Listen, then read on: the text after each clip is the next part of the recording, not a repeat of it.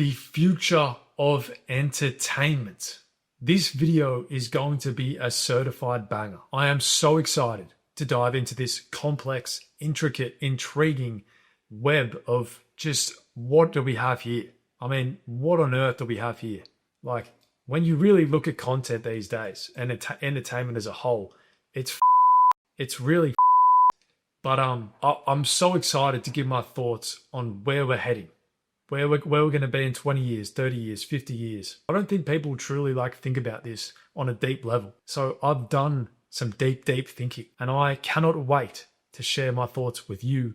And I also want to get your thoughts at the end because I love other people's input as well.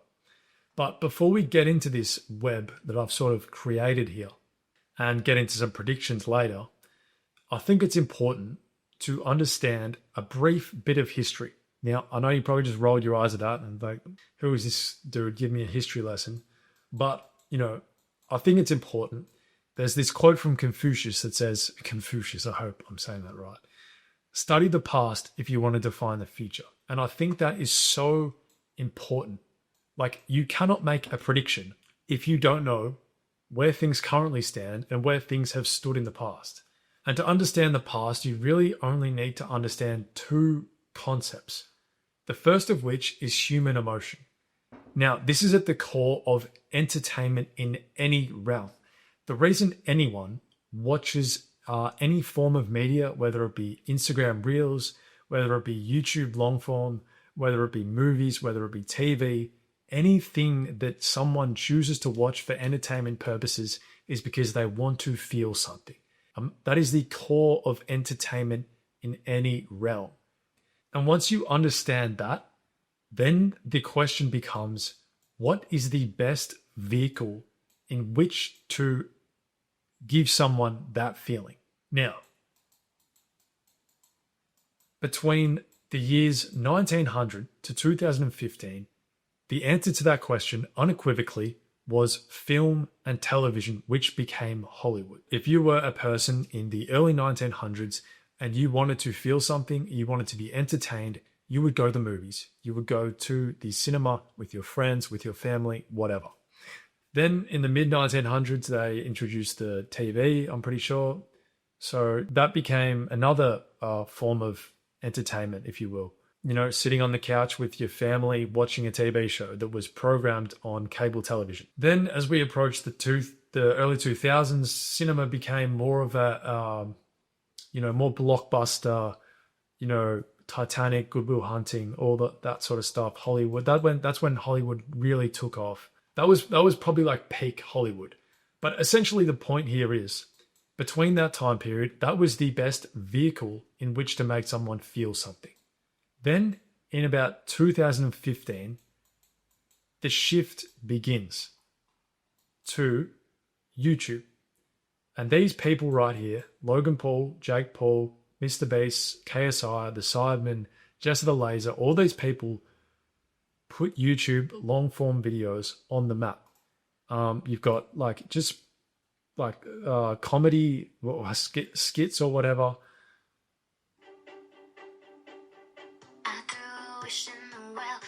That's a bang. That song brings me so much nostalgia from 2016. And you got Logan Paul. This is Logan Paul's first ever vlog.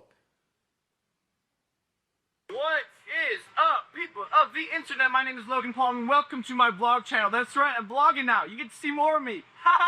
Sick, right? On this channel, I'm going to post things that I think are dope. That's my rule. If it's cool. So these people, essentially, this was I wouldn't say they took over from Hollywood in 2015, but this was the beginning. This was the beginning of the shift. And it took a while for it to happen. But eventually, these people would become the new actors. These creators replaced the actor and the actress in Hollywood, and this was the beginning of it. And they put YouTube on the map. YouTube was a thing before these guys, but these guys really popularized it in the early stages. And then 2020 was the year that changed everything. This is like the most insane fast track change you'll ever see, because overnight, TikTok literally, like, can you imagine for 120 years, humans have been getting a feeling from, 8-minute, 10-minute, hour-long, hour and a half forms of media.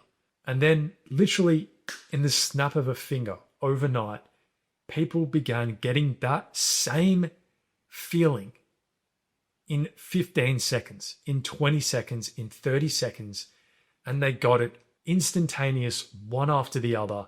Literally scroll, scroll, scroll, scroll, scroll, feeling, and you just got 5 different feelings that would like, it is so hard to state how insane like this change was. Literally overnight, everyone was locked indoors and we got addicted to short form video. And honestly, who can blame us? Like, this is the thing, right? So this is the vehicle.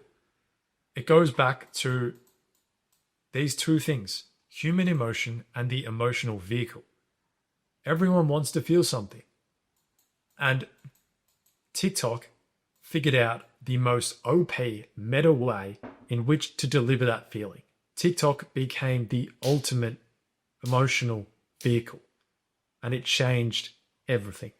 Now, that is like a brief overview of, and just a side note also, before I get to back to the web that we had at the start. When you think about people who say 2016 felt like the last year where things really felt real. And then after that, it's like, but how people always say 2016 was like the last year that felt like really good. And I think that is because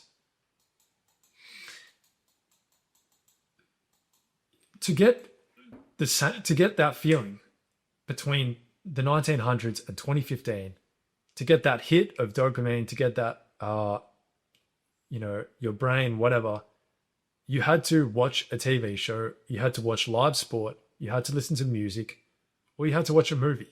And you can't do that often. Like, you can't just sit down and get feeling. And eventually you're like, well, what even feels fucking real anymore? So I think when people say like 2016 was the last year that felt like normal, well, yeah, I mean, we've been fucking fried. We've literally been fried by like these platforms over the last 6 years. But that is a brief overview of how we got here, how we got to this web of fragmented, everything's fragmented here. Like, it was pretty basic for 115 years, 125 years. And now everything is just everywhere and everything's all over the place, right? So you've got Hollywood, right? Who's sort of like, it's sort of like we'll get into what I think Hollywood will be in a second, but it's at the moment, it really looks to be in strife, to be honest. It looks to be in a lot of strife. You've got Netflix, who's sort of like in competition with them and in competition with Paramount and Warner Bros. And they actually did they just acquire Warner Bros? I'm pretty sure Netflix acquired Warner Bros. I'm not sure if it's official, but Netflix acquiring Warner Bros. Is huge, which we'll get into in a second. But you've got NFL, NBA, music, you've got podcasts, you've got YouTubers making reality TV shows, and then you've got streaming, which is a whole thing in itself, which we'll get into. And then short form video, obviously, which is a funnel sort of for everything. Yeah, so where do we go from here? Well, this is sort of what I come up with, right? So we got the big three. The big three, LeBron, D. Wade, and Chris Bosh, Netflix, Disney, and Amazon. Now, why are these the big three? Well, firstly, Netflix, habit and familiarity. Netflix was the OG, so Netflix will always be a thing because people just associate Netflix with, movies, whatever. It's just habit. And they just acquired, if they acquired Warner Bros, then, you know, that's a massive, massive addition to their catalog. Warner Bros is like, I'm pretty sure they've got some certified bangers. Harry Potter, Lord of the Rings, Batman. So that's, you know, that's massive. Then you've got Disney, who, you know, they've got an insane catalog themselves. Star Wars, I mean, they've got, what don't they have? I mean, and they've got that like culture, you know, they've got that nostalgia. It's Disney, you know, that's why I put them in the big three. And they've got theme parks. Those are still pretty big revenue generators. Even though COVID hit, like they're back up now. They make a lot of money. And Disney also owns ESPN, which we'll get to in a second. But Amazon is the third one. Amazon isn't real, like they don't have the aura or the motion of a Disney or a Netflix, but they have the infrastructure and the economics. They have, like, bro, they can absorb so much failure. They can take shots. That's why they took a shot at Mr. Beast. That's why they can take shots on things that might fail and just throw money into projects, because they have an absolute behemoth, which is Amazon, you know, their, what do you call it? Like drop shipping or whatever, e-commerce, you know, you can buy anything on there. So they had that. And now you have these three, you have the big three competing for sport, film, TV, and I put podcasts there. But mainly it's sport, film, and TV. So in sport, you've got the NFL, the NBA are the two main ones, I would say. But the thing is with sport these days, it's not as much about the actual game itself as it is about discourse and identity.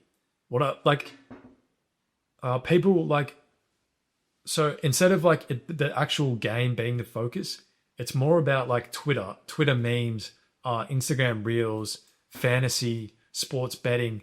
It's all of this stuff around the actual product, which is in a lot of ways actually surpassed the product itself, which is going to be so interesting, because at the end of the day, the product is the main driver of money, the main driver of ad revenue. So if people aren't watching the live product as much as they were in the past, then it's going to be interesting to see how that plays out. But at the end of the day, sport is a huge, huge revenue generator, and that's not going anywhere, in my opinion. So these three players are going to fight it out for all the major sports, I think. You'll see, you know, there's other streamers like Hulu, and you know, they'll probably get like the lesser sports or whatever, maybe tennis or, you know, the US Open or whatever. Not to like shit on any of these sports, but the big players, NFL, NBA, will be going to, in my opinion, they'll be going to Netflix. They'll be going to Disney. Well, Disney owns ESPN, right? So Disney already has an upper hand on Netflix and Amazon, because Disney literally already has these deals locked in a lot of ways. And this will be off cable TV completely soon. Like cable TV, I'll get to in a second, but cable TV just won't exist soon, I don't think. And then they're also competing for film and TV. But the thing is with film and TV, it's not what you think in the traditional sense, at least in my opinion. I don't think the traditional TV show and the traditional film, I think it's going in a bit of a different direction. And what I mean by that is, instead of your like traditional TV show, I think people get like decision paralysis a lot, right? So when you go to watch a TV show, you're like, oh, what do I watch? Do I really want to give my time to watching this? Like, oh, is this really going to be good? Someone recommended this, but I don't know, I kind of want to watch that. I don't want to waste my time on this. I think what is going to eventually surpass that is creators. Twitch, live streaming, YouTubers, and this is where YouTube has a major advantage over over these big three, over Netflix, Disney, and Amazon. YouTube has a humongous advantage because they are home to creators. The upper hand that they have on traditional TV shows like YouTubers is that decision paralysis favors creators because people know what they're going to get when they watch one of these videos. When they watch a Mr. Beast video, when they watch their favorite YouTubers videos, they know exactly what they're getting. So they don't have to think, oh, you know, will I waste my time watching this? No, they know exactly what they're getting when they click on one of these videos. And that's why I believe, and it's the same with live streaming, you know, Kai Cenat, whatever. And that is why I believe what Amazon, Disney, and Netflix need to do is open up UGC to creators, meaning they need to have a section of their business model being something where creators can upload to the platform. I don't know how that works, to be honest. I think you have it can't be like YouTube. It has to be more high end, but they have to start leveraging creators into their business model, or else YouTube will just continue to absolutely annihilate them like they have the past 5 years. That's sort of like from a TV show point of view. Getting into film, like movies, I think you have to start casting creators. I think you have to have creators as either directors or actors. And the reason this is so powerful is because when you're trying to get someone to watch a film, this flips the entire marketing paradigm from here's my film, please care and go watch it, to here's the creator you love and here's their film or here's them acting in a film. And this hasn't really been done yet. Like, it's sort of been done, but there's so much potential here. Like, this YouTube channel, Sticks, they are two brothers from Australia. And they started off making trailers for YouTubers. People like Airac, Ryan Trahan, you know, Dude Perfect, Zach King, Mark Rober. And they gained so much traction. And their goal is to make a movie about Mr. Beast. And they gained so much traction that they are now making a movie for Mr. Beast. Literally, it is in production right now. And the reason this works is because now the film about Mr. Beast isn't just a film about Mr. Beast. It's the creator, Sticks, is like, I'm not just watching the movie now because it's a movie about Mr. Beast. I'm watching a movie now because two brothers from Australia went across the world, made YouTube trailers, made movie trailers for YouTubers, and then somehow ended up making a movie about Mr. Beast. And now I am invested not only in the movie about Mr. Beast, but in the journey of these two brothers from Australia. So that's like a whole nother thing that makes me want to watch the movie, right? So I think that's sort of the future. And even like more OP than that would be having like Speed as an actor. Like, you have to do that. You have to get these Kai Cenats, IShowSpeeds, these people, you have to get them acting in movies and people will flock to the cinemas. I don't think film is dead. Film is not dead, but you have to start incorporating creators as directors and actors. And creators might not necessarily be the best director. You know, I'm not saying that a creator is going to be better at directing a film than someone who's gone to film school for 5 years. But at the end of the day, it's about where the attention is. And people want familiarity. And at the end of the day, creators have more capacity to attract an audience than someone who we've never heard of out of film school, which is just the harsh reality of this paradigm that we are currently living in. And on podcasts is kind of like an interesting one that I haven't really touched on, but man, that's actually not too sure about podcasts.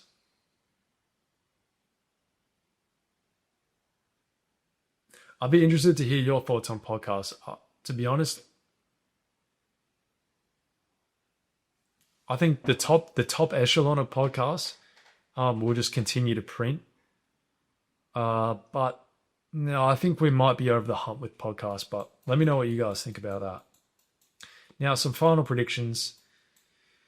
Netflix, Disney, and Amazon will eat all other streaming services, and they will essentially replace cable TV. The big three will replace cable TV, all in one platforms for sport, news, movies, and TV. Paramount, I don't know, might survive, which is like CBS, I think. And Peacock, which is NBC. I don't know, they could survive. They might partner with like Netflix, their news, like because CBS is like news. Peacock, NBC News or whatever might partner with like Netflix. But I think we're about to see the end of cable television, and these three will lead sort of that push to like, fully off cable. It might be like 10 years or whatever. I don't know. Maybe I'm just completely wrong, but that's my prediction. And the second one is YouTube domination. I'm talking total domination. The catalog that YouTube have is just unmatched. It is completely unmatched. I think on TVs, they had the highest percentage of people watch YouTube on TVs. It was like 10% YouTube, and Netflix, everything else was under it because they just have the best catalog. They have a global reach. Low budget, creator driven, it's just an unmatched business model. And I think it'll end up becoming a worldwide hub because at the end of the day, if you have the best business model, eventually you're just going to start, lapping these other people, year on year. You keep dominating. Eventually you're going to end up with all the money. And then you can start buying things like the NFL. You can start, you can do whatever you want really. So I think YouTube will become sort of like a worldwide hub. Now, short form video, we haven't really spoken about. Short form video from an entertainment perspective, I don't think anybody has really figured it out. And what I mean by that is short form video is obviously insane for like business. If you're running like a agency or like a fitness, you're like an influencer. If you're an influencer, Instagram, insane, like literally insane. It's probably the most OP being a fitness influencer in 2025, 2026. It's probably the most OP job of all time. Like you can literally just go to the gym, post a few videos and get paid absolute bag. But at the end of the day, that's not really entertainment. Now I'm talking purely from an entertainment perspective. No one's really figured out how to monetize short form video at scale. And it's just hard to do it because the ads, where are you going to put the ads? Short form video is, don't get me wrong, it is cracked. But from an entertainment perspective, it's more of a funnel. It's more of like a get your name out there, watch my YouTube, or get your name out there, watch my show, watch my, it's more of a promotional tool. And I think it stays that way, to be honest, because unless someone can figure out, if you can figure out watching this, how to monetize short form video at scale from an entertainment perspective, you will be the next billionaire, because that is the problem that TikTok, Instagram, that is a massive problem that Instagram has right now, is they can't pay creators on short form video because it's just not feasible. So that's why YouTube continues to dominate. And that's why I think they'll continue to dominate, because short form video just can't be monetized in the same fashion unless you're using it to, sell a course or a school or something outside of it. And then, as I talked about, creators as directors, producers, and actors, I think is a massive one. And then AI as a tool and not a revolution. And what I mean by that is like AI, I can see a world where AI replaces a lot of jobs in the creator industry or in the entertainment industry, like in Hollywood, like writing. Like you won't need big teams of writers and stuff. But I don't see it replacing, I guess I could see a world in where AI gets so cracked Like someone with a creative brain could literally just like prompt an entire movie using AI. But I don't know how like good that would turn out. And I don't think it's a revolution. I don't think it's like, you know, at the end of the day, we're all still human. Yeah, so I probably like missed a lot of stuff, to be honest. Let me know what I might even be like so off the mark. This is what I've essentially brainstormed. You know, this is like original ideas. You know, I might have taken bits and pieces from here and there, but most of this is just like from the head. So, you know, I could just be so far off with this, but I don't know. I think what I'm most bullish on is like creators as directors and actors, and marketing and film could literally make a comeback off this concept. At the end of the day, people still like want to go. I think people still want to go to the cinemas, but you just have to create an event. And to create an event, you need attention, and you need people like IShowSpeed. You need people like Aiden Ross. You know, you need these personalities in the actual films, or being a part of the film in some way, shape, or form. And I think that would get a lot of the younger generation to the cinema, which I think is a good thing. So yeah, if you're a film director out there, market yourself across all mediums. Market yourself across Instagram, TikTok, X. You know, you have to become the brand. The filmmaker has to become the brand. You are Warner Bros. You are Paramount. You are Netflix. You know, people have a relationship with you. You're the director. You're Christopher Nolan. You're the person that drives people to the cinema. Fuck, I'm gassed. I'm actually gassed after that. Let me know what you think about all that. If you have any thoughts, or if you found that interesting.